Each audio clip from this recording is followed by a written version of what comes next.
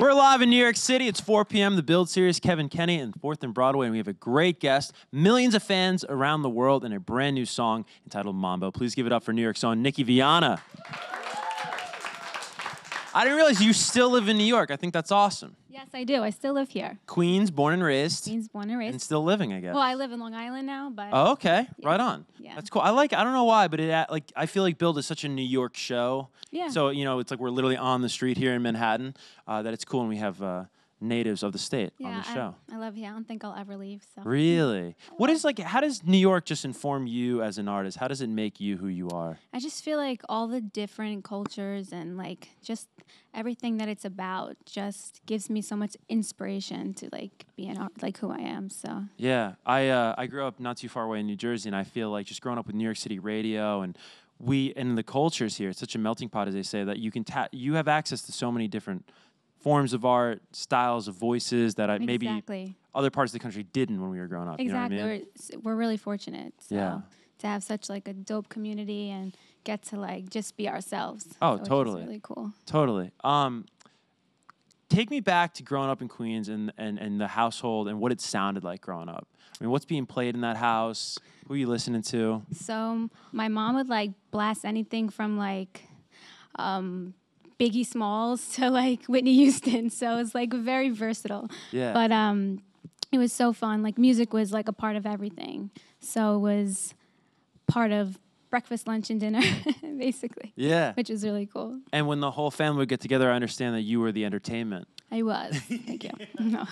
So what would this entail? Would this be like the holidays you get up with like, a karaoke machine and do a song? Or like what did this look like back in the day? So like...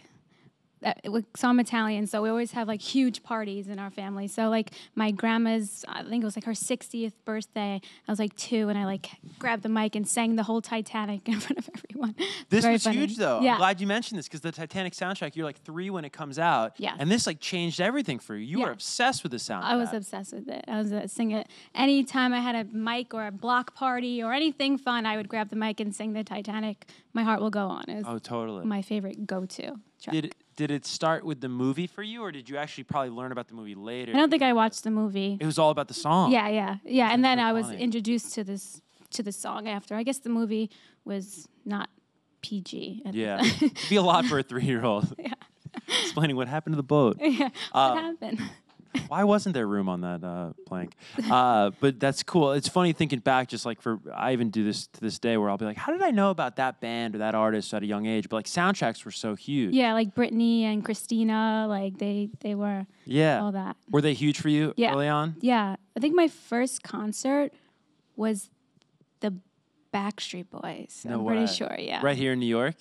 I think it was at Madison Square Garden. Oh my gosh. Yeah. That's so cool. Yeah, it was really cool. What resonated or connected with you at that young age with these artists? And the reason I ask this is because when you name those people, they're so multi-talented, and so are you. I mean, you treated the audience here in New York to your video for Mambo, and I don't know if we still have that. If we do, it'd be cool to run it back. But it's like a movie. It's like a mini movie. It almost reminds me of old music videos. Yeah. Which may have been the goal, but... Yeah. Well, I'm really inspired by old music videos and just like the essence of like the old Hollywood glam. And I like to like portray a character and be able to be a different person and act as like different characters, which is really cool. Yeah, totally. Yeah. And it's like the waitress one. Like, I was actually a waitress, which was really cool. And I got to like watch TV and I'd be like, I really want to do that. And like being able to go back and make the videos, like, wow, everything I worked for is like coming alive. So it's really, really, really dope. It's really a beautiful video. Thank you. Who'd you collaborate with on it? I mean, this is obviously your vision, I assume, but... Yeah, the director's J.R. Bloom, which is he's really cool. Did you shoot it here on the West Coast? We shot it here in the city. Oh, no way. Yeah. Everything's like basically New York that we try to keep it here. I was going to say Ciroc, did he like that? Yeah, right? New York. That's awesome.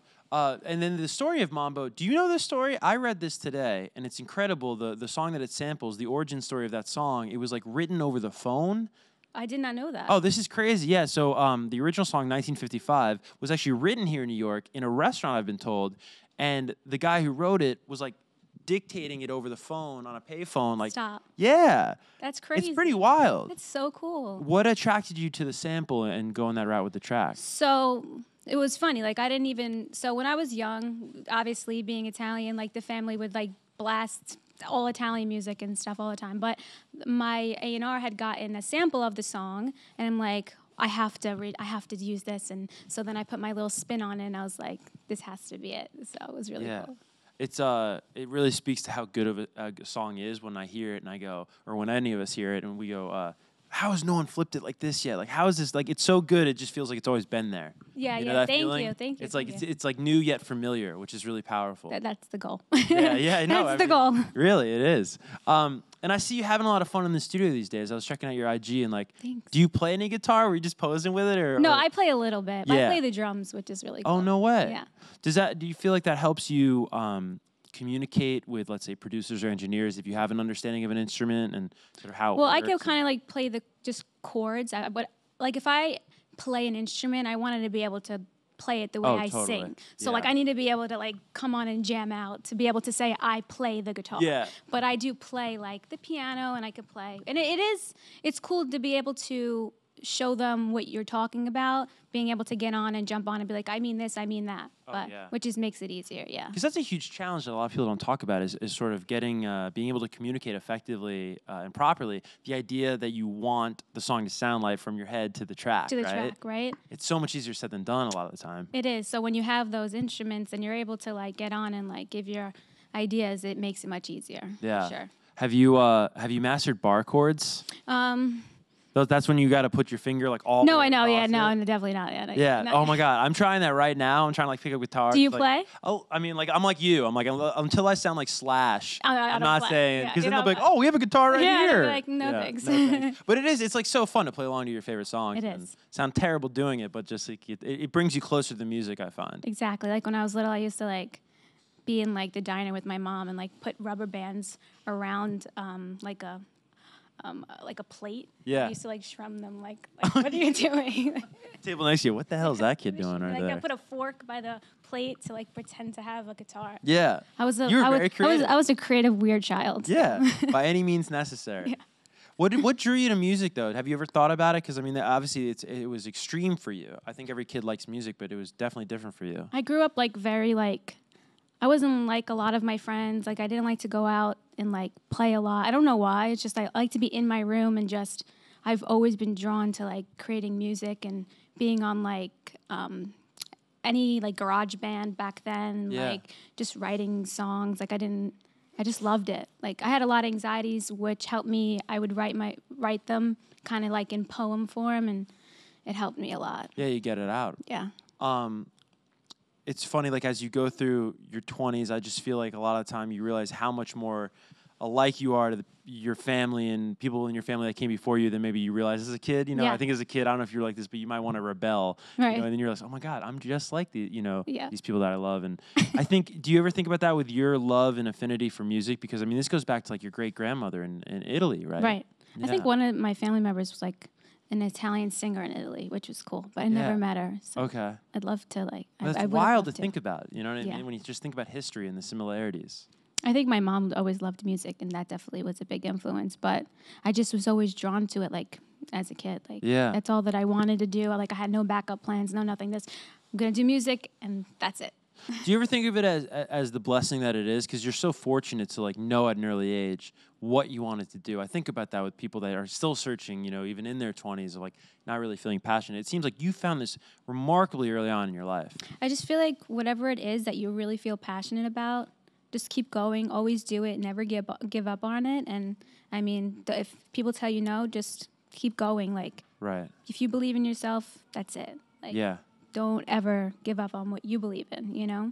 Whatever it is, like someone could be like, oh, I want you to be the families, we're doctors in the families, we're lawyers in the families.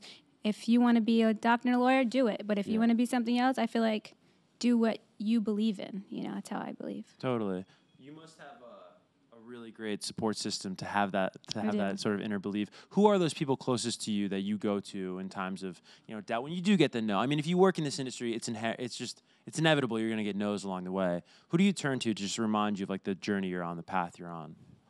I kind of just, you know, meditate and pray on it, you know. Anybody close to you, or definitely my mom. Yeah. My dad, my family. How long have you been meditating? How long? Yeah. I would say like 2 years now. Really? Yeah. Do you have any tips? Because I can't imagine. I want to get into it because I've heard it's amazing for you. It was very tough for me at the beginning because I would be like, okay, now I'm going to start to meditate, and now you got all these thoughts running through your head, and you're like, is this like, I can't do this. So I would just say, try to like be as relaxed as possible.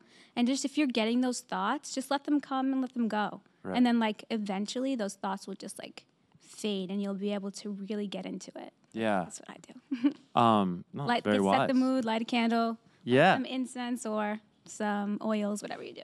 Well, will you meditate before you work on music? Do you meditate after? Like, how does that work in relation to your art? I don't really do it in relation to my art. I just do it like on a weekly basis. Oh, wow. I'll just take some time aside to some Nikki time and just, just sit there and usually before bed. Okay. I would say. Yeah. Like when I'm ready to wind down. Right on. Hashtag Nikki time. Nikki time. I like that. It could be a good album for a title for an album. That's cool. You did something really cool, and I thought this must have been really special for you, just being from New York. Is I saw you on stage last year at Terminal 5. Yes. Which is one of like the coolest venues here, and a huge venue. Yeah. I think was that Matoma you were on stage with? We have a song together called "When You Leave." So right on. we performed that one together, which is fun. That had to be cool, though, right? I mean, even if you didn't go to a Terminal 5 show growing up, just being in Manhattan playing a stage that big. For sure. It was really fun. I had a good time. You've also collaborated, I believe, with Yellow Claw, right? Recently, yeah. Recently? Yeah. They've been on the show. Those guys are really funny. They're dope. They're characters. I like them a lot. Yeah, we have a song called The Way We Bleed. Okay. It's cool. What do you like about the EDM space? It seems like you dabble in it. I just love that you have these dope tracks that you can just be who you want to be on them and just like inspire and be like uplifting, which I really love. Is Mambo, would you say, a good indication of where you're heading in 2020 and beyond in terms of music? Definitely, but I love to dabble and I love to be versatile, so I have a lot of different stuff coming up. Yeah. I'm excited for. Could we see you getting more and more involved in the acting? Because you do such a great job in the video. Yeah, I actually did some acting growing up, and I think definitely I would love to do some movies and stuff. That's awesome. TV. Yeah. Very, very cool. Anything you can tease before we kick it over to your fans here? Like in terms of just what, it's so funny we ask these questions in interviews. Mambo just came out maybe like 2 weeks ago, right? Yeah, like a week and a half. Yeah. Yeah, exactly. But I guess maybe big picture. What are you looking for like for the next 12 months? Are you thinking that far ahead? Yeah, definitely. I'm really just excited about the new song I have coming next and creating new music videos, and you just have to stay tuned to check it out. Keep feeding the fans, man. We love it. All right, let's get to our first fan here in New York City. It's going to come from Victoria. Where you at, Victoria? Okay. Hello. I was just wondering, who would you like to collaborate with in the future? For sure. I would say Ed Sheeran. I think he's amazing. Absolutely. Just write a song, Ed. Yeah, right? I mean? I love to write, so like if we get to like get in a room and write together, that would be really cool. So would you do like an Ed Sheeran like Shape of You or South of the Border vibe, or would you want like sentimental like Perfect Ed? I think like Perfect Ed. Yeah? Yeah. For sure. That's awesome. Nice ballad on the way, maybe. Let's get to Billy. Billy's over here. What's up, man? Hi. What was the first influential album you listened to as a kid? I would say Beyonce's album, definitely. It was definitely my favorite was the one that she did with Jay-Z, Crazy in Love. Oh, yeah. Remember that video? Yeah, that was sick. That's crazy. Yeah. That was my favorite. That's awesome. Yeah. Very, very cool. Well, thank you so much, Nikki. I can't believe how fast Thank you for went. having me. Yeah, this was awesome. This you was gotta come back. The time flew. Yeah, I know, right? I feel like we've been here for like 5 minutes. It does feel like that. Yeah. But whenever you have new stuff, please come back. I would love to. Thanks for having me. I appreciate it. Absolutely. And again, Mambo out and available everywhere now, guys. One more time for Nikki. Thank you.